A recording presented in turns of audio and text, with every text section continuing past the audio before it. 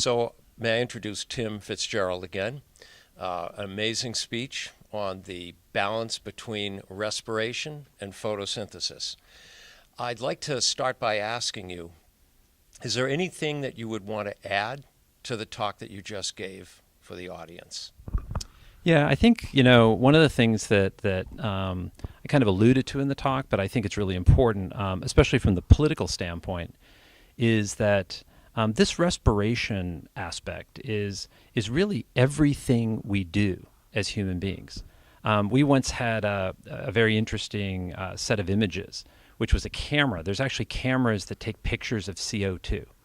And you go out in the street, and what you notice is it's coming out of people's mouths, it's coming out of cars, it's coming out of all these various things. And so I always am a little bit amazed that people are so surprised that, something that affects every single thing we do as human beings, they're surprised that this causes such intense kind of moral and economic arguments around things like costs and benefits. I think it's actually almost inevitable.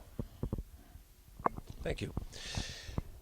You spoke quite a bit about industrialized agriculture and how we can concentrate an incredible amount of photosynthesis into a very small footprint. I think one of the examples you gave was that all of the agricultural production of India could be compressed into a land area the size of Rhode Island. This I had assumed as a listener meant growth of bacteria and algae and some other basic organisms. Can you describe what we might do with these organisms after they've been cultivated on such a large scale? Sure.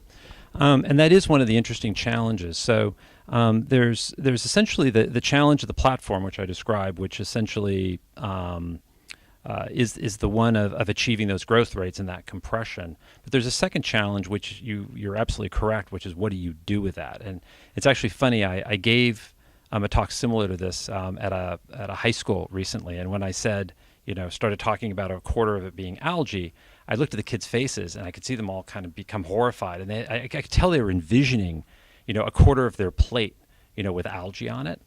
And actually, I think one of the things to keep in mind is, one, there's an awful lot of industrialized food in the form of proteins, things that go in protein bars or ingredients. Food ingredients are often mined out of these things, whether there's colors or flavors or all sorts of other things that are essentially part of that. They're often mined out of organisms like this.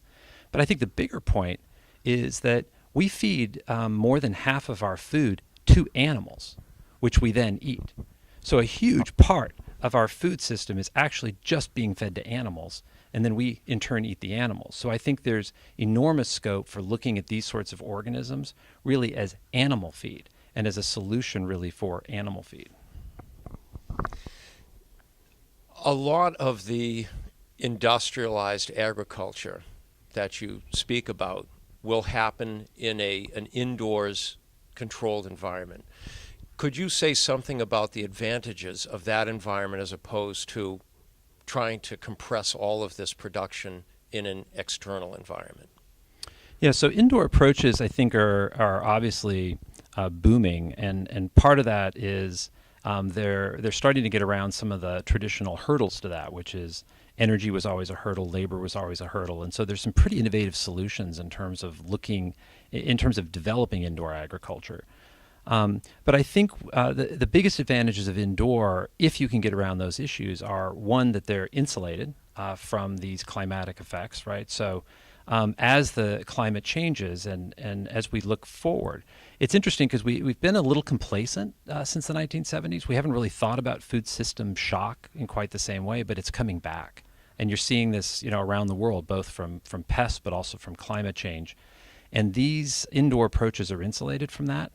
But the second advantage they have is on the energy side, with all this development and things like renewable energy, this becomes an amazing way to essentially accelerate those effects as well, because to the extent that they can be powered with low carbon sources, or even now they're developing, carbon negative power sources, it's a way to kind of turbocharge even that process. The two together can actually be stronger than either one of them by themselves. My last question. In many of the TED Talks, there is a call to action at the end of the speech. I'm wondering, can you address the general population as to what their call to action might be in order to advance this concept and help to achieve this balance between respiration and photosynthesis? Yeah, I mean, I think the most important thing, I think for both sides of the equation, is to get beyond this notion of moralizing, the notion of us versus them, the notion of nature versus technology, and recognize that these are, and kind of back away, realize that these are fundamental forces, and that our human nature, that we can develop technologies, we can develop approaches, we can approach this on the photosynthetic side in a way that doesn't require me to lecture you or to make you give something up. And I think just having that option in the system, or that option within the political debate, could go a long way to trying to kind of alleviate some of this kind of gridlocked polarization that you see around this topic. Thank you very much. I look forward to your next talk. Thank you. All right.